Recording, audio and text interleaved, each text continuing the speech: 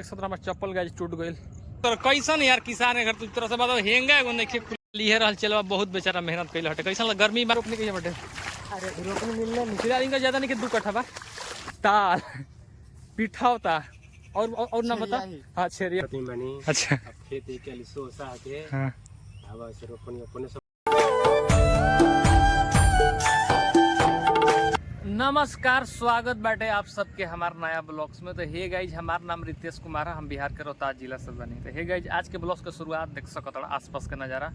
फिलहाल अभी हम खेत पैल बानी, अपन खेत जोतवावे खातिर सूख के दिन हमारे रोपनी वैसे पिछले वाला ब्लॉग्स में देखे के जाकर रोपनी ढूंढे खातिर गई रही। तो फिलहाल गाड़ी है सिवान में चलत होगी दिक्कत होगी। तो फिलहाल यही वाला गाड़ी से हमारा जोतावे के बाद फिलहाल ये रहल बरगद का आम के पौधा बाटे पेड़ बाटे, तो यहाँ बैठल बने। फिलहाल उधर से जोत के आवत है, जो सामने वाला खेत दिखा था ना, ये वाला खेत हमारे जोते के बैठे। तो फिलहाल देखा कब आवत है, बाकी काफ़ी अच्छा लगा था। सिवान देख सो आसपास के काफ़ी खूबसूरत नज़र। आज हल्का थोड़ा सा धूप बाटे, यानी रोपनी लोग के हाल थोड़ा सा बेहाल आई थिंक होगी ना। बोलने के रोपनी के दिन में थोड़ा बदरिया मौसम का अच्छा रहेगा, थोड़ा ठंडा ठंडा फील हो रहा है। बाकी ऊपर से भी गर्मी है, जो पानी बना काफ़ी ज़्यादा टेम्परेचर यार, पानी में जैसे हेल बना काफ़ी गर्मी होला। तो फिलहाल देखा जैसा भगवान के इच्छा। तो फिलहाल देखा गाड़ी कब आवता, तब तक इंतजार कर जाओ कि ई रहल आसपास के काफ़ी खूबसूरत नज़ारा देख सकत है। वो वाला जहल और जो सामने रहल मेन रोड बटे, ये रोड बटे, ये पेड़ ई क्या बोलते हैं, ई भी रोड बा लेकिन कच्ची रोड बटे, यहाँ पर बहुत सारा पेड़ बटे। तो फिलहाल इसमें हम बैठल बानी, हवा चला था, तो काफ़ी मतलब अच्छा लगा था। गाँव वाला फील, मतलब काफ़ी नेचर, ऐसे नेचर हमारा बड़ा पसंद है, प्राकृतिक में रहल हमारा बहुत अच्छा लगेगा। तो फिलहाल बानी काफ़ी अच्छा देख सकते ना। इधर भी कुछ यार हमने ब्याह कहनी सर ब्याह है ब्याह। तो फिलहाल काफ़ी खूबसूरत नज़ारा बाटे, काफ़ी अच्छा लगा था। गाइज फाइनली देख सकता ना, उधर ट्रैक्टर हमारा आगे खेत में, ये गाइज खेत रहल हमार। देख सकता झारंगा कितना जबरदस्त लगल बा, ऐसा लगा था जैसे बिया खुद होके लगा था। कितना झारंगा लगल बा, ये में थोड़ा कम बा, ऊपर वाला टोपरिया में बहुत ज़्यादा बाटे। तो फिलहाल देखा कैसे कैसे क्या होता है।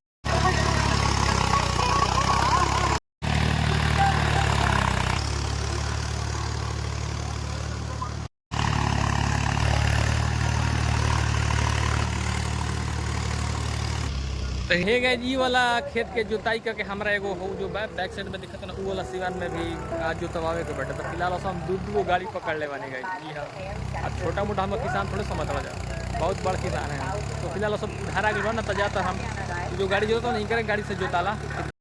हे भगवान जी, झारंगा हमार खत्म हो जिया ना, तो गाइज सोहत अपना दिमाग खराब हो जाला ना, कि अब हम कह नहीं की सकत। फिलहाल देख सकत फर्स्ट जोताई के बाद कुछ बेटर लगता, कुछ खड़ा बाटे ना, बाकी बहुत सारा गिर चुकल बाटे। खेतवा के जो बगल वाला खेतवा बानू हमार गोतिया का हटे, उन लोग के खेतवा में उतना झारंगा नहीं खे, लेकिन हमारा वाला खेतवा में झारंगा ज्यादा बाटे। पता ना का दिक्कत बा, लगता पंडित जी से दिखावे के पड़ी। तो फिलहाल अब बसो नहीं परसल दिखावाएंगे कि क्या बात पर भाई की हमारे खेतवा में झारंगा हो जाता, लेकिन ऐसा कोई बात नहीं है गाइस, सबके खेत में झारंगा थोड़ा बहुत बाटे। फिलहाल ये वाला टोपरा हमार जोता गई, अब ये वाला टोपरा में लगल बा देख सकत। फिलहाल जोताई गजब से मस्त करता है, देखो कितना बढ़िया हर लगैले बने। तो गाइस देख सकत हमारा खेत में कितना झारंगा लगल बा, झारंगा ना जबरदस्त वाला झारंगा देख सकत, इतना लागल बा कि जमीन दिखत नहीं है।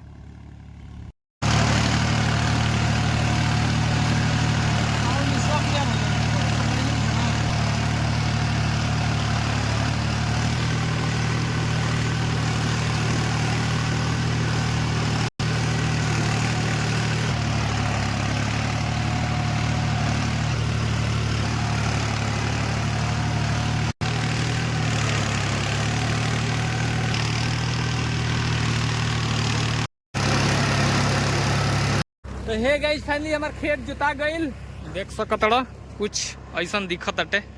तो फिर जोताई के बाद कुछ ऐसा दिखत अटे, काफ़ी अच्छा रहा, बहुत ज़्यादा गाज रहा झारंगा। फिलहाल बहुत हल्का कम हो गई। तो हे गाइस फाइनली हमार खेत जोताई हो गई, अब हम जाता नहीं अपना घर है। गाइस काफ़ी ज़्यादा इंतजार करे पड़ा जोताई खातिर, आई थिंक 2 घंटा लगभग इंतजार कैनी। अब क्या करबो, सब गाड़ी वाले के पास उतना ही भीड़ बटे, ऐसा हम कोशिश करी ना कि जरा गाड़ी के पास थोड़ा भीड़ कम बा वही के पकड़ी। तो फिलहाल क्या करबो, तब वो सीजन बा ना, तो सबके जरूरत बटे। तब फिलहाल ले चला जब घरे। गाइस फिलहाल हम रोड पे आ गए नहीं, लेकिन देख सकते हमारा चप्पल गाइस टूट गई। आज दोपहर के आई थिंक 2 बजे तटे, और रोड देखते बड़ा इतना ज़्यादा धिक्कल गर्म बना कि हमारे पैर जरत तटे। तो फिलहाल देखा कैसे घर पहुँचा तनी। फिलहाल एगो भाई बाड़े छोट, ये साइकिल इनकर साइकिल पे बैठ के जाइम। अब कहाँ घर पड़े दोस्त हार यहाँ वे चलो दोस्त। फिलहाल है भाई भेटा गलन आ धूप भी गाइज हो गई। कुछ समय पहले बदरिया रहे, आराम से चला बेला ना। चलो दोस्त बहुत बहुत धन्यवाद। तो फिलहाल गाइज जी गांव तक हमारा छोड़ दी देख सब धूप कितना बैठे। तो फिलहाल लेस को चलो जाओ। तो हे गाइज फाइनली हम घर आ चुके नहीं। बहुत ज़्यादा गर्मी बगाई, बहुत ज़्यादा गर्मी है, बहुत ज़्यादा धूप बाटे आज। पता नहीं आज रोपनी के का हाल भइल हुई गाइज, ये हम कल्पना सिर्फ कर सकी ना। तो हे गाइज फाइनली खाना खा लेनी। अब गाइज हम जाते नहीं जो हमारे फ्राइडे के रोपनी बाड़ी सन उ खेत तैयार कर रहे हैं। अभी फिलहाल जो हम आइल हनी ई चास के आइल हनी, ई जो नेक्स्ट जो अगला फ्राइडे के बाईस रोपनी ना ओकर खेत चास आइल हटे। तब फिलहाल हम यहाँ तैयारी आई थिंक मतलब 2-3 चास होला तब तैयारी जाके खेत होला। कैसे औसो तो और ज़्यादा पहले 2 चास हो जाता, लेकिन अब फिलहाल 3 चास आदमी करा होता ना। कैसे कि पहले की अपेक्षा अब थोड़ा सा ज़्यादा झारंगा हो जाता है। तो फिलहाल लेस को चल जाओ खेत पे तैयारी करावे खेत। हे गाइस अभी फिलहाल हम अपन नहर सॉरी नहर नहीं पाइन ई देख सकत है, बगल में पाइन बाटे, पाइन वाला रास्ता से हम अपना खेत पे जाता नहीं।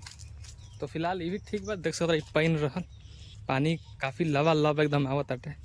तो फिलहाल ये रहा रास्ता और आसपास काफ़ी हरियाली नेचर। तो फिलहाल चलल जा या ऐसे थोड़ा सा शॉर्टकट पड़ी, थोड़ा सा नज़दीक हमारे खेत पड़ी। ऐसे बहुत सारा रास्ता बा ना गाँव में, बहुत सारा रास्ता होला, लेकिन एगो अपन एकर खूबसूरती बाटे। यही रोड के कच्ची बाटे। अभी थोड़ा सा मौसम बढ़िया बा तो थोड़ा सा ज़्यादा गीला गीला नहीं है, तब बारिश होला ना तो बहुत ज़्यादा गीला होला। मतलब यानी मतलब चप्पल के नहीं खा सकत तू। लगता कि पूरी तरह से सर चुका है, पता नहीं किसका है गाइज। देख सकता है यहाँ पर सर गइल बा। बतावा कितना इंसान कितना मेहनत से थोड़ा सा ऊपर हल्का असावधानी के चलते मतलब ऊपर से बढ़िया से सापटा ना दिखल गई। तो फिलहाल ख़राब हो गया। फिलहाल रास्ता कैसे बाटे यार, एगो यहाँ से रास्ता बाटे, एगो यहाँ से रास्ता बाटे। तो फिलहाल ई रास्ता से चल जाओ। तो हे गाइज फाइनली हम खेत पे पहुँच गए नहीं। काफ़ी ज़्यादा गाइज बहुत दिक्कत बाटे। सर पानी में इतना लगभग ठेगुना आधा ठेगुना हमारा पूरा धस गई बाटे। काफ़ी मेहनत से चले के पड़ता। फिर भी जय जवान जय किसान, क्या कीजिएगा, हमने किसान के घर जन्म बन गया। किसान पुत्र हैं, सब तो काम करे के बैठे। तो फिलहाल चलल जाओ। वो जो सामने दिखा था वही रहल गाड़ी। फिलहाल हमारे खेत जोता गल शायद का था। हे गाय जी रहल आर देख सकता बड़े बाप रे पैर लाता सीधे धस जाता एकदम आधा। फिलहाल ये रहल हमारे खेत। बहुत बहुत धन्यवाद। एगो चेला था हमारा चला तो भेंट का तो फिलहाल जोतवा दिला। तो फिलहाल यही में थोड़ा बहुत घास बाटे। फिलहाल पानी थोड़ा बहुत कम बाटे। फिलहाल देखो गाड़ी वही रहल 6-7 आटे फिलहाल हमारे तब पास से तुल के देखा होता नहीं। चल अब हेंगा देवे के तैयारी होता। बाबू खोल। फिलहाल ये रहा चलवा देख सकता, खोल खोल आराम से। का तो कैसन यार किसान है घर तुझ तरह से बताओ हेंगा एगो नहीं खुलाते। देखो खोलो खोलो कोशिश करो। फिलहाल रहे ड्राइवर साहब, हल्का आराम से खोलो। फंसा था का माटी में का तू तो साला नाम हंसवा दे। बताओ तोर से हेंगा के का बोलते इसको सिकड़ नहीं खुला बतावा गई। आराम से चल। फिलहाल खुल गई। तो हे गाइज फाइनली हमार दोनों टोपरा के हेंगा दिया गई। देख खेत में बुझाते नहीं कि हेंगा दिया बाकी का। फिलहाल उबड़ खाबड़ लागत है। जो बगल वाला खेत भाई पड़ोसी हमारे पड़ोसी के खेत था। तो फिलहाल ये आज रोपाइल हटे गाइज हमारे हेंगा दिया गई खेत के। तो फिलहाल अब हम जाता नहीं घरे। काफ़ी ज़्यादा बेहाल एकदम हाल बेहाल बा गाइज। तो फिलहाल लेस को चल जाओ। अब काल से सोहे आवे के पड़ी। ज़्यादा झारंगा नहीं टपका टपकी कहीं कहीं झारंगा बाटे। और सुबह शाम में बिना जाए अभी कितना 2-3 दिन समय बाटे हमारे रोपनी में हो जाए। बहुत आसानी से हो जाए, बहुत बढ़िया से हो जाए। लिए रहल चलवा बहुत बेचारा मेहनत कैल हटे। कैसा गर्मी बा ना, नीचे पानी गर्म बा ना गाइज, नीचे के पानियो गर्म बाटे ऊपर के ऊपर हीट बाटे। फिलहाल ये रहा बेचारा बहुत मेहनत के लिए। कब से बेचारा गाड़ी के संग संग लेकर के लिया के आई है बेचारा। तब आज फाइनली तहार कहिए बड़े हो तहार यहाँ रोपने कहिए बटे। अरे रोपने मिलने नहीं फिलहाल इनका ज़्यादा नहीं कि 2 कट्ठा बा। तो कहीं से एडजस्ट करवा के हो जाए 2 कट्ठा का क्या करेगा बटे, कोई आके रोप दिए। तो फिलहाल जय जवान जय किसान। तो फिलहाल अब हम लेके जाते हैं घरे। फिर किसान भाई के सपोर्ट करेगा बा। किसान आई एम यस हम फार्मर है देख लेंगे जय जवान जय किसान। ये सब काम करत सही बोल हमने के जन्म है बना बिल्कुल ज़्यादा तो ना कह लेकिन मिडिल क्लास किसान के घरे जन्म लिहल गइल बड़े ले ले बनी सन, लेकिन भाई ठीक बनी जितना बानी उतना खुश बानी भाई। ये निकलिए कहते हमने के बड़ बिजनेसमैन घरे हम मतलब खुश बानी। तू भी खुश बाबे ना? ये भी खुश बा बेचारा, हम भी खुश बानी। फिलहाल बाकी अपन कर्म नियत सही से करे के बैठे तो फिलहाल ले तू चलल जा। तो फिलहाल हमने के आर पे चलो तनी सन, आर पे थोड़ा कंफर्टेबल बा खेत के अपेक्षा। तो फिलहाल चलवा के रहल खेत कौन खेत है बाबू? चलवा की है आर कौन फिलहाल कह दिले बा तोरा में झारगल कम बाटे। तो फिलहाल कहिए रोपत रहे तो गाय जी हो अगवा बाटे वो 10 कट्ठा आ इनकर के को कट्ठा हो हमारे 4 कट्ठा। तो फिलहाल देखा इहो करवावे के बाटे फाइनल तैयारी। तो देखो उन्हें से कब छुट्टी लेते हैं। फिलहाल आई थिंक कल या परसों मतलब ये भी खेत हमने के तैयार हो जाए। एगो ई खेत रहल इहो तैयारी आई थिंक काल हो जाई। यहाँ पर बहुत सारा आटी है जरा जरूरत होके भाई ले सकत रहे। लोकेशन हम बताए तनी करमडीहरी बगीचा की कर खेत हो ना जीत के ना है बेचन चौधरी के खेत पे आरी पे बाटे जरा जोर से भाई ले सकत बाटे। हमने के सबके भला कर देवे का पता कोई का आटी घटत होके। तो फिलहाल वहाँ पर भी बा यानी तरह के यहाँ तक ये वाला जो बेचन चौधरी के खेत बाटे बगीचा में वहाँ आई थिंक तरह के 50 गो आटी मिल जाई यानी 2-3 कट्ठा तो रोपा सकत बाटे। आ शायद आजे रोपाइल हटे जो आटी बाटे एकदम ताज़ा बाटे। हाँ फिलहाल देख सकते यहाँ पर भी बाटे। बहुत बहुत धन्यवाद। हे गाइस हो चोर पलवा देखा था ना वहाँ से हमने क्या बता खेते फिलहाल चलवा कहाँ तक वहाँ से सही बात आई थिंक 1 किलोमीटर पड़ गई ना बताओ 1 किलोमीटर हमने ऐसा देख सकते ऐसा के बाटे एकदम मड पूरा कीचड़ ऐसा के हमने क्या बता जानता वो जो बिहार में तैयारी होता ना यही में करवा गई। हम सही रहती ना मतलब ऑनर जगह तो रोड पे ना दौड़ती यही में दौड़ती। हाँ यही में दौड़ती कभी खेत 4 साल बैठे यही खेत में दौड़ा सन तब पता चली बिना हेंगा दियल। हाँ बिना हेंगा हो जाए ना हेंगा दिल खेत में थोड़ा और पकड़ी और पैर में पकड़ी जाके फिर एगो आर भेटाइल थोड़ा सा कंफर्टेबल फील भइल। और यह पता नहीं अच्छा हो हमारा पैर में क्या बोलते हैं गेहूं के का काला खूटी हो हल्का सा गल ज़्यादा नहीं थे। तो फिलहाल ये रहा आसपास के काफ़ी खूबसूरत नज़ारा देख सकता है हरा भरा दम लगता है। फिलहाल ये जो एरिया बा ना ये जहाँ हमने के बानी बगीचा कहल जाला बगीचा जीत के ना हमने के ई जगह पूरा जो एरिया बा ना हमने एरिया के सिवान के भी नाम होला। तो जहाँ बानी सन करके बगीचा कहनी सन इधर बहुत सारा बगीचा रहे ऐसे शायद देख सकता था इधर भी आसपास यही से शायद एक नाम बगीचा पड़ गए। हमने के सिवान के नाम का बा पटसार ना बाबू गुंगी ताल पिठौता और नाम बता। हाँ छेरियाही ठेकही और का इंग्लिश नहीं है फिलहाल और का नाम बाटे जो ही। जो ही और नाम बता। इंग्लिश जानता है क्या बोल रहा है? हाँ गाइस इंग्लिश बा इंग्लिश नाम करके इंग्लिश बोल रहा। हाँ इंग्लिश नाम करके हमने सिवान के नाम बाटे। और बाबू नाम बता। और शायद यही नाम बाटे जितना नाम बताए नहीं। हाँ क्या बोला गवाही ना जी एगो तरी कहला तरी जानता कौन एरिया कहला जो गांव के आसपास जो बगल वाला बा ना वो के तरी बोला जाला। जैसे देखो बताता नहीं हमने गांव के पास अगर जो शाम ये बा ना जो खेत बा ना ये पैनी हटी पैनी के बाद वाला ये सब तरी बोला तरी। जैसे हई सब खेत बटे ये सब तरी बोल सकता गाँव के जो आसपास वाला जो खेत बा ना ओकरा के तरी हमने कहनी सन मतलब तरी के डिफिनेशन जी। ये जो सामने वाला दिखत रंग ये एकमात्र हमने गाँव के बगीचा रहे पहले। अभी तो फिलहाल में बहुत सारा पेड़ रहे मतलब आई थिंक 15 गो पेड़ लेकिन फिलहाल थोड़ा सा अब 5-6 गो बाटे। तो हमारा गांव के एकमात्र बगीचा एक हमारे परम आदरणीय श्री जीव चौधरी हैं बड़े बहुत मस्त आदमी हैं भगवान उनको खुश रखें। फिलहाल उनकरे हटे ये बगीचा बोलाला जीव चौधरी के बगीचा फिलहाल देख सकते बहुत सारा पेड़ निके। हाँ अब थोड़ा सा राहत फील होता ना बाबू। अब गई देख सर छाह में आइल बनी जान अब गर्मी से थोड़ा सा राहत होता। फिलहाल एगो आगे आ रहे हैं हमारे बड़े भाई परम आदरणीय श्री सिपाही राउत नाम है उनका। बहुत मस्त आदमी हैं। फिलहाल उनको खेत रहे पता ना कहिया अब पूछा जाएगा कहिया रोपनी लगवाओ तने बड़े भाई साहब। तो फिलहाल यहीं रहे कहिया रोपनी होता हो भाई साहब? अरे अभी तो रोपनी नहीं किसान मिला हाँ बड़ा दिक्कत में बनी। अच्छा अब खेत एक लिसो सा के हाँ अब से रोपनी अपने से करा लिया जाकर अब पेट देखा के पेट दिखा के तो फिलहाल भाई साहब कहता कि अभी रोपनी ठीक निखन कैले अभी भाई साहब कहता कि अभी खेत तैयार करम ओकरा बादे हम रोपनी ढूंढना तो ठीक बा। आप सबके अपन अपन सोच बाटे कोई हाँ, पहले ही लगेगा, कर देता। फिलहाल भाई साहब के थैंक यू बोल दे बहुत बहुत धन्यवाद। ठीक बा जाता हूँ फिलहाल भाई साहब खेत पे। तो फिलहाल हमने भी चलो जा अपने घर की तरफ। हाँ तो यही न्यूज बाटे। हाँ कहा तो ना हो बगीचा में पहने के गाड़ी चला था जो तो जोतवा लो। तो फिलहाल यही न्यूज बा गाइज। कोई के रोपनी स्टार्ट हो गई बा कोई के होता यही में सबके प्लस माइनस बेकरी तो सबके ना होगी तो धीरे धीरे सबके रोपनी हो जाएगी। आई थिंक मतलब 15 दिन में हो जी सर। तो फिलहाल ले कुछ इन्हें अमरूद देखना कोई के कंप्यूटर नहीं है फालतू जा देखता अरे चल ना करना यार कोई दिक्कत नहीं है। गाइज कहता वीडियो बंद करके लेकिन सही कहता है चोरी हो जी ना गाइज। अब कोई बात नहीं बात सही कहता।